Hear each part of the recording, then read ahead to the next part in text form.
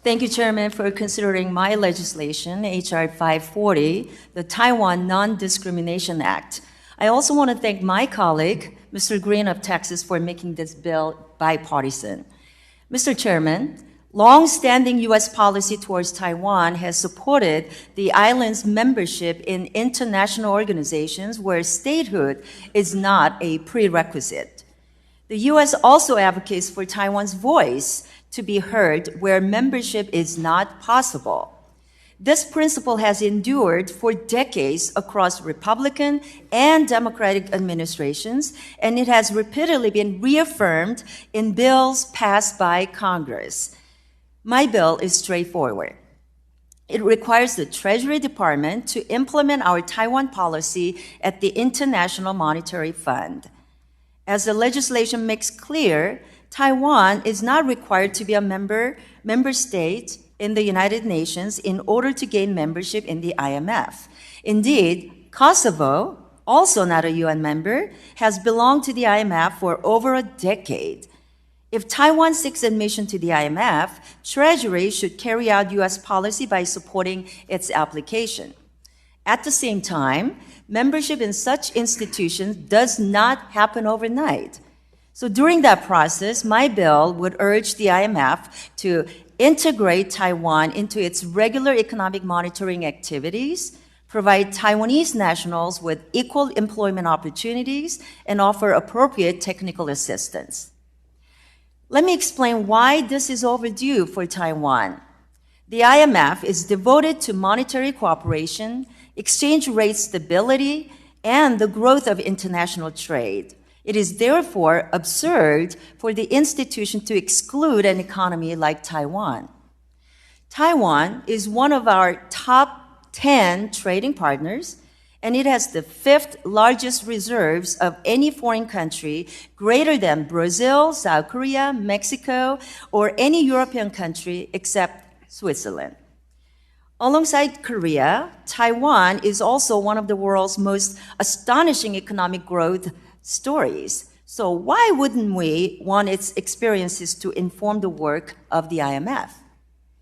At a time when China has been threatening the work of the IMF through its non-transparent lending abroad and its lack of cooperation with other creditors, we must focus the fund on effective international cooperation.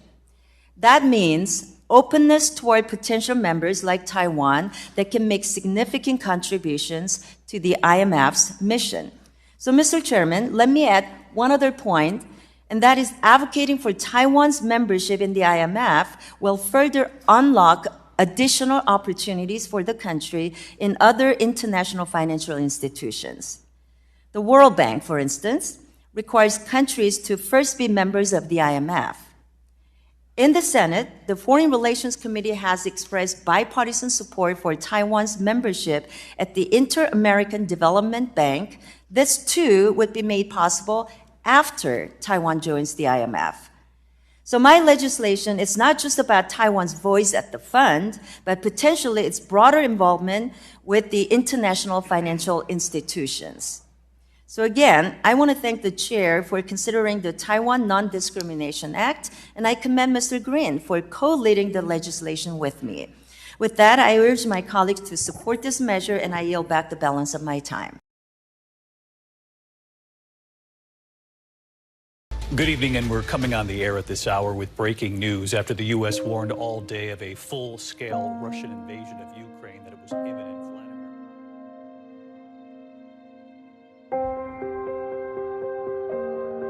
The Ukrainians' bravery in defending their territory and democracy serves as an inspiration to us all. Since Russia launched its military invasion of Ukraine, we hear Taiwanese people say it loudly to us. We care, and we want to help. We in the government hear it and took immediate action. The response has been overwhelming. 再一次感谢全台湾帮这么大的忙，我非常非常感动。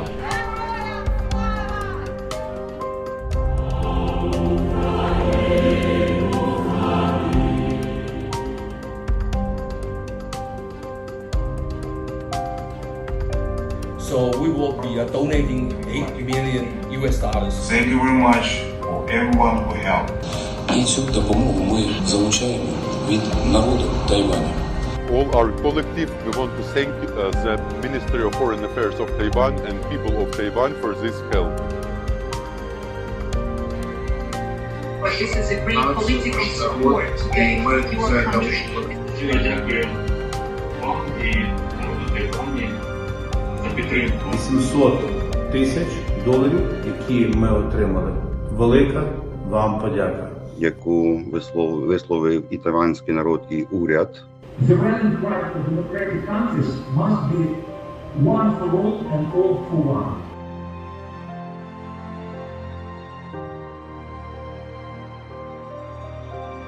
Taiwan is proud to have played a part in the collective efforts to assist the Ukrainians in their noble struggle. We are all Ukrainians. Ukraine stands as a role model for Taiwan. When we see the bravery of the Ukrainians fighting against the invasion of Russia, you have touched the hearts of the Taiwanese people. Your bravery have shown us what self-determination to defend yourself is. We both are fighting for freedom and democracy. These generators will really help us to survive through the winter. Glory to Ukraine, and we will win with Ukraine. Slava Ukraini!